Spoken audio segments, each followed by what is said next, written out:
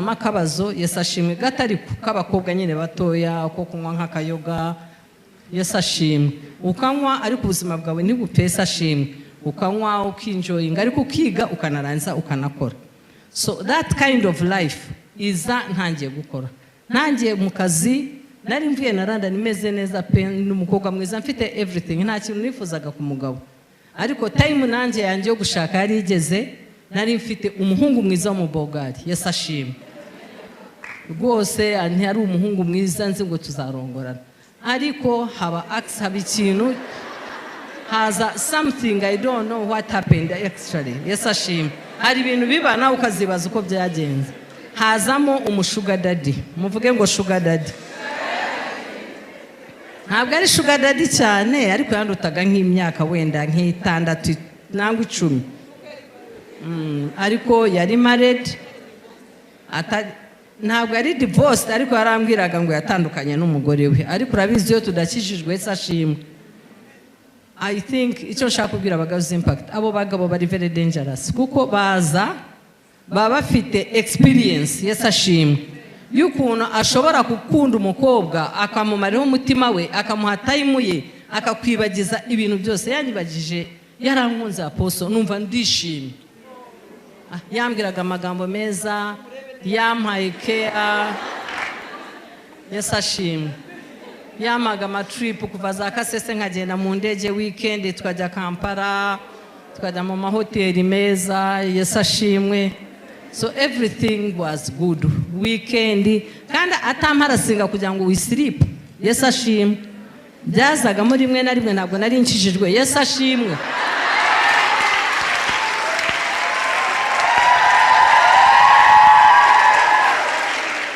ariko akankunda just akaza akampikinga akansubiza mu rugo akama good time akama amafaranga akambwira neza akambwira ko nkunda akambwira ko ndi mwiza hari n'ugigira boyfriend ntakubwire kuri mwiza yesashimwe wa wundi ntabwo ayo magambo yarayafite n'ibintu yankoreraga ntabyo. Let me tell I was so happy that's the last time actually bambwiye kuvuga kuri muri Gazi Impact namwibutse ukuntu yari umugabo mwiza nubwo yaje kumpemukira yesashimwe ariko that time I enjoyed myself yesashimwe ariko biza guhinduka yesashimwe amaze kubona icyo ashaka I don't know what happened maze gutwita aransiga ngeze nda ya 7 months ubwo yarambwira ngo azandongora yari umugabo mwiza ku buryo yagenda kuri ba my aunt Uganda Kabare turajyana akazaza ajya gusura my aunt akamujyanira ibiryo akamubwira ko azandongora yesashimwe. So urumva byari bimaze no kugera muri family but out of the blue mwumve aravuga ngo I don't want you ubwo ansigaho ngaho muri space yamanitse amadara yanjejeje hariya ndi mu birere aranje ansigaho ngaho akuraho amadara noneho ndahananuka yesashimwe. My sisters nta kintu kibi nk'umuntu wakubwiye ngo I love you konja akakubwira ngo I don't have anything to do with you. First of all yesashimwe ariko nshimira Yesu ko aduha confidence kuko I lost everything nibagiwe ko nize nibagirwa ko mva mu family nziza ndiyibagirwa ndireba ndibura njya gushaka I'm telling you the truth kunakuramo inda biranga I'm telling because I was not nanjye numvaga nabishobora kubyara umwana w'umuntu kubwiye kandi ukiri muto yesashimwe. That was that time but it didn't work but I thank God that it didn't work on ari kubanda afite umwana ko niwe mwana wenyine mfite yesashimwe. So I felt nagiye mu kintu cyitwa shame depression injana mu kintu cyitwa inzoga nyinshi cyane ariko nkazinywa nk'abanyarwandakazi babiza abanyarwandakazi kwibuzabuza ukazinywa nijoro ariko ukazinywa kugira ngo wice ikintu kiri shame iri mu nda yawe kugira ngo wice shame iri hanze ukishyira mu kintu cyitwa mbese nko kwiduraga kugira ngo ubone ikintu cyagukamfatinga cyagukora iyo shame cyagukuraho iyo pain utabibwira nta muntu wari kubibwira nta muntu nigeze mbibwira nta namwe ni wacu wambaje ngo what happened. So usigara muri icyo cyobo alone cha shame cha depression cha hopelessness cyo gushoberwa who you are where you are what you are you lose it completely and it takes so many years to come back. Yes ashimwe. So I lived like that. Ndabyara mara kubyara umwana wanjye ndamwanga ibyo singiye kujyamo nibirebire. One time apostle that akonika story kaciyo maze kubyara nagiye kubyara nta no kumpemba thank God I had money umwana wanjye nda shopping buri kintu cyose nabyo naciye mu bintu birebire cyane. Yes ashimwe. So after that maze ubwo nabyariye Kampala subira kasese mu kazi after maternity leave. So one time I went for the wedding. Ye mu wedding ariko apostle akasinga vuga. Yes ashimwe. So I went for a wedding and I was sitting just like we are sitting opposite nkuko ba pastor bari hari. Wa mugabo n'umugore bicaye hariya. Nukuntu yambwiye ngo baratanye. Nica hangaha mfite uruhinja mfite baby ataraza no kureba. Namwohereje ifoto y'umwana aramubwira ngo I have nothing to do with it. Nicaye nanywaga kabia ndicara. Nahe nazanye na family nziza twazanye muri ubwo bukwe. Mu ya mbere, mu ya kabiri, mu ya gatatu ngiye kumva n'umujinyura azamutse numva ndasaze just looking at him. I stood up and went and poured beer on him. On a wedding. Mwumve ukuntu ibintu bishobora kujyana to another level. Anga iteye ubwoba. And I felt so ashamed n'abantu twazanye nabo turataha nabo barataha urumva ariko ikintu nakoze iyo mbitekereje some of those things they are disgusting. I wouldn't do it. Yes ashame. Anyway, to cut the story short, it stayed like that. Then after 1 year and a half, the man passed away. He didn't see my son. Urumva ngumana n'umwana ngumana n'ibyo bikomere ngumana n'izo depression ndakomeza ariko outside I looked okay. Narambaraga I was okay. I was a beautiful girl. Abagabo bakaza bakankunda Yesu ashimwe. Ariko cyagikomere umugabo yaza arino kutamuhunga ukamwicara yatangira kuvuga bya bitekero bya bintu umugabo yakubwiraga ukara ngo he's lying kuko nagiraga voices zinzamo z'amagambo meza yambwiye noneho undi yaza kubimbwira nkumva arambesha 100%. I never trusted any man. So time went on urumva destiny yanjye ibirapfuye navugaga kuri destiny imyaka iragenda one by one kugeza ejo bundi nkijijwe. So nakijijwe ndi 45 years. Murumva that's about 20 years ago. Yes ashimwe. So all that past time. So which is good 45 nyuma yo gutakaza ubuzima bwa uri umwana w'umukobwa. Consequences z'icyaha consequences zo gufata decision z'ibintu bidafite umumaro. Yes ashimwe. So ntakaza umwanya wose muri uwo mwanya wose njya mu nzoga njya mu bintu dafite akamaro nanjye ntabwo narindiho ariko by God's grace nza gukizwa. Yes ashimwe. Nukuri kambabwire mu buntu Imana mu bantu bagiriye ubuntu n'Imana Yesu yangiriye ubuntu kuko ahantu narindi nubwo nari London nubwo nari mfite amafaranga nubwo nari narabyaye umwana wanjye amashuri meza by the way nari mfite amafaranga even after that umwana wanjye nabwo yigezega amashuri mabi nta kintu yigeze abura ariko inside I was not there. So icyo nshaka kubwira abagaruzi impact consequences of sin aho niho ngiye gutangirira. Yes ashimwe. Ingaruka z'icyaha umuntu kuza akakwicira destiny y'ubuzima bwawe.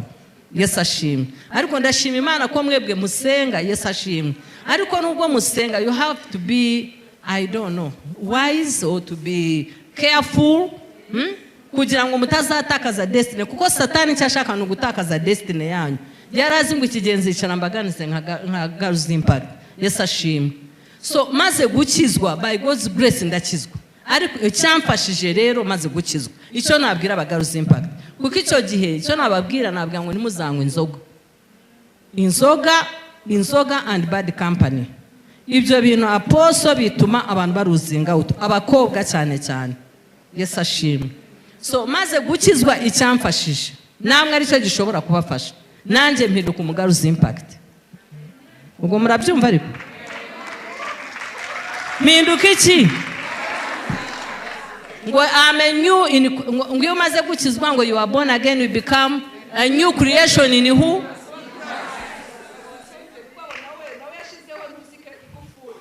nashizeho iki ariko apostle no kwishyiraho nabyo biba bitoroshye. Yes ashimwe. Hallelujah. Mureke tuganire gato twinjiraho. kuko nari mvuye hahandi nari free nubwo bwose abagabo nabangaga sinaburaga boyfriend umfumbata sinaburaga unkisinga sinaburaga ako ka feeling k'umwanya muto byaranza bikagenda. Yesu ashimwe. Which every girl needs. Umukobwa afuza umuntu wamukunda wamubwira ngo I love you. Yesu ashimwe. Ariko muri Kristo Yesu biri limited. Yesu ashimwe. Kuko twamenye ijambo maze gukizwa nagirira ubuntu bw'Imana ngira mwuka wera. Ikintu cyamfashije muri uru rugendo kuko nanone hormones ntabwo zapfuye.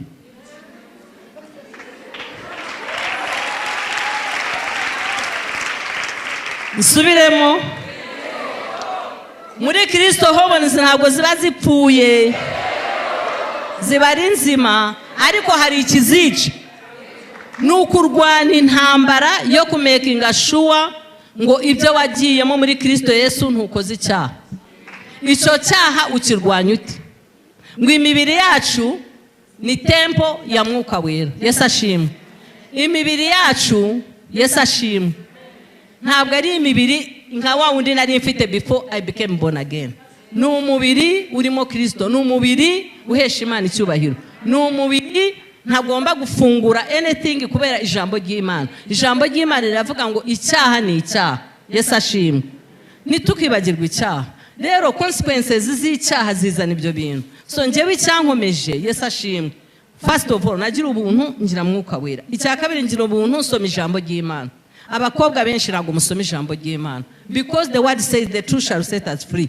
Mujya kuri ma YouTube mukaza mugasenga ariko kugira ngo umenye truth, the truth of you who you are, the truth of how you are supposed to behave and walk, the truth of the word of God, kugira ngo ijambo ry'Imana rikubature. Umenye the truth yourself. Umenye uti ninkora hangaha ndaba nkoze mu muriro, ninkisinga amaranga mutima araza kumanukira hano.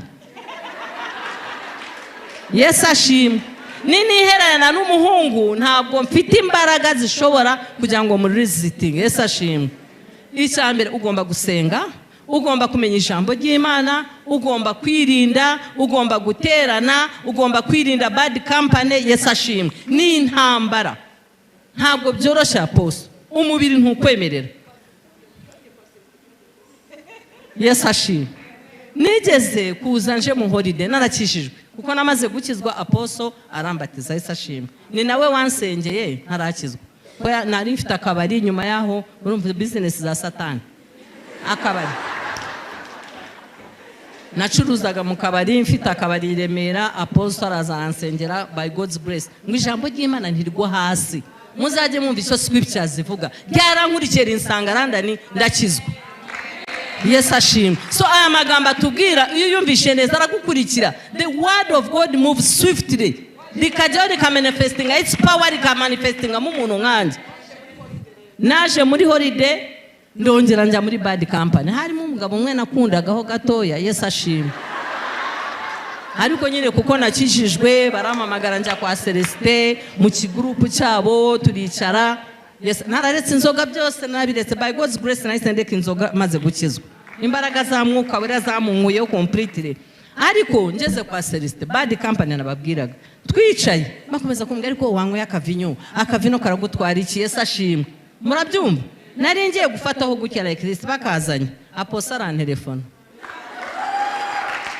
arambwira ati Aunt Sophie uri hehe? Ni ndi kwa Celestin. Wicaye niko yambajije. Nindi kwa Celestin naje kujya ururimi gutyo. Ate ataho hantu wishe mwuka wera yakurakariye. Nagasizaho ntabwo nagasite ku munwa ndahaguruka ndagiye. And from that day niga ijambo. Yesu ashimwe. Hari n'ikindi nenda kubabwira cyambayeho. Kuko mbabwira ngo ntabwo mukomeye n'ugusenga ukagira imbaraga z'Imana za mwuka wera. Nizo zidushoboza nta kindi. Naho mu mubiri na fresh you can do anything. Rimwe nabwo ndi London saa 11 ngiye kubivuga. Nari mfite umufiance ubwo nyine urabizi iyo ugiye muri new creation utangira gusengera mana mu mugabo reba ubu nakijijwe reba amaze umwaka reba ukuntu umeze umugabo noneho Satani cyagukorera kuko rasengera ibiryo nko wasengeye wiru y'Imana nko wasengeye mishora papa siz'Imana ugasengera ibintu biri fane buriya ntabwo ari ugusengera apfa ni gusengera umugabo ariko icyo uhoza nk'umutima satana nacyo arakiguha kuko uba udakomeye ntabwo ubuzimisha na papa z'Imana ku buzima bwawe. Let me tell you the truth. None anzanira akamunta fake y'umugabo. Yesu ashimwe. Ariko avuga nk'uko nshaka, agenda nk'uko nabyanditse, Yesu ashimwe. Pe mukunda ko yamaye gift kuri Valentine Day ankisinga no kwitama numva amashanyarazi aramanutse.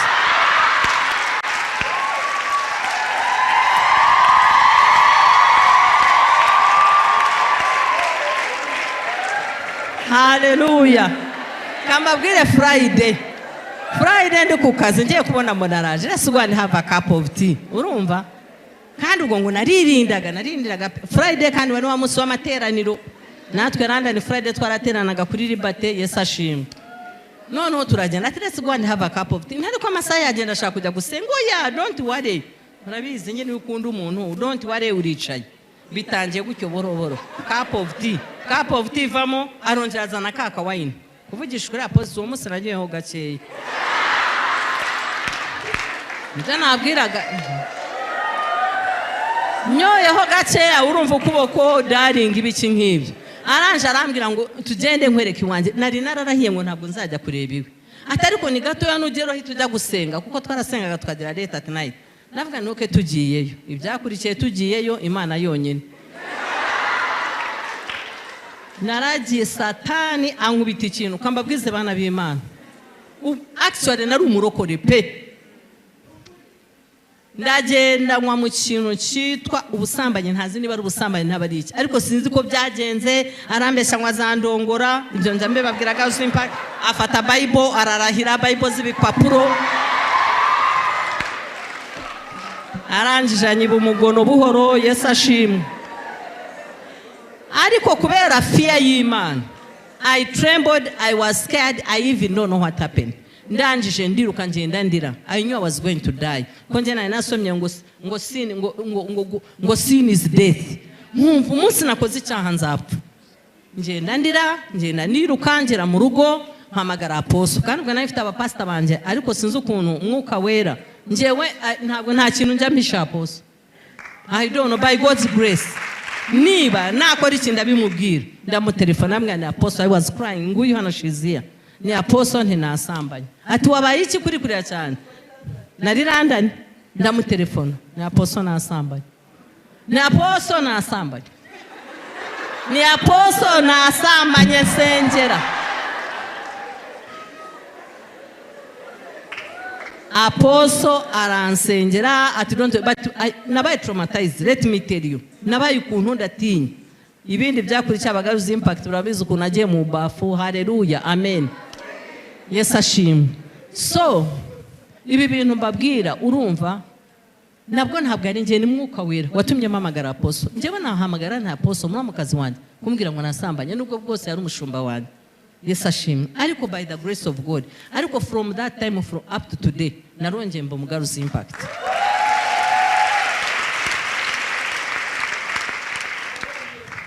Ntabwo ndongera ariko ukuntu twirinda n'ubu nanjye ndakirinda ndasenga.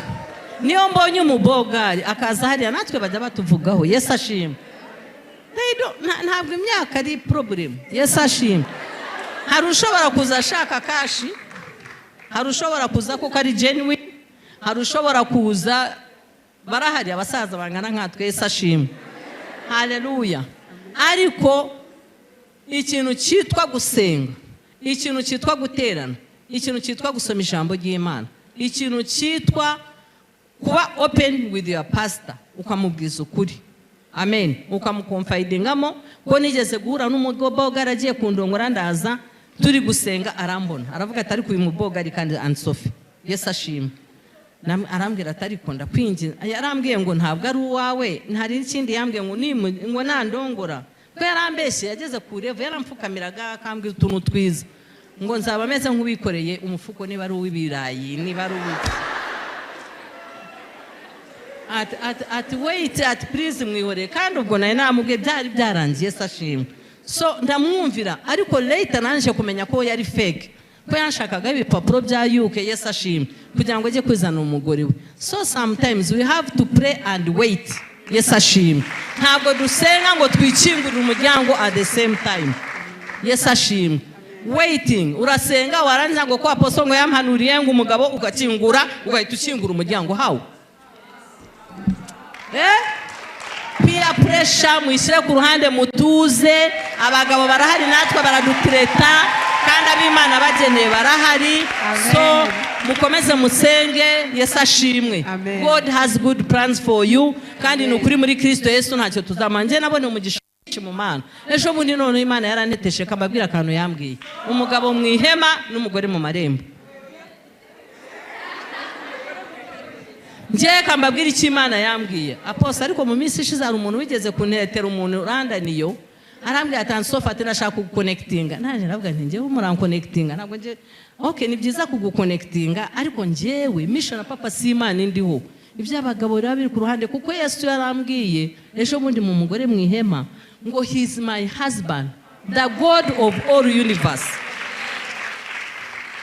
Mu ihema ryanje arahari, mu marembo arahari. Amen. Ari mu marembo, ari mu ihema. Mbabwiye ibintu Imana yankoreye nyuma yo gukizwa kambabwiza ukuri. Nanjye njyenyine ndishaka nkavuga nti Imana ndagushimiye. Yampaye agaciro, yampaye kwisobanukirwa, yampaye self confidence. Nubwo wazumeze ute, at my age I have self confidence. Not every man can come to me and just talk nonsense. Yes ashimwe. Amen. Even at my age self kwimenya uriwe. Hari ijambo rivuga muri Hebrews 10 apostle biye kuri Tubwire 35 and 36. Therefore do not cast your confidence away. Confidence ya buri muri Kristo Yesu. This man, Jesus Christ, the Son of the living God, he's your confidence. And he is able to give you exceedingly abundantly. Umugabo, urenze ibyo wasengeye, ibyo wifuje, mu izina rya Yesu. That was my short story. God bless you. Thank you so much, Auntie. Hallelujah. Amen. Nguyemo ko tutari ibiti. Amina. Kandi nubwo ukijijwe ugomba kwirinda ntibivuze ko utagwa. Umubiri n'umubiri hormones ntiziba zapfuye. Amina. Umuntu wa kamera ari ku mubiri abakiri hari. Amen. So thank you so much, Auntie. Tumukomere mu mashyi cyane. Kudusangiza ubuzima bwe kandi we've learned a lot. Turize byinshi. Turamushimira cyane ko aba open akabivuga uko biri mu mazina yabyo kugira ngo utaza kujijwa ukagira ngo wenda si kwavuze. Thank you so much, Auntie. Turashima Imana ko turi kumwe n'umukozi w'Imana Nicole, Madame Pastor Bob. Amen. Tukomereje kuri ubwo buhamya Aunt Sophie yaratubwiye hari igihe you get into marriage ariko cyangwa se warakijijwe ariko ukumva past wenda cyangwa se errors wagiye ukora mu buzima bwawe bibaye burden ku buzima bwawe ukumva ufite guilt ntiwibabarira. Warabivuyemo warakira agakiza uri muri church ariko ukumva Imana ishobora kuba itarakubabariye. Rero turashaka Nicole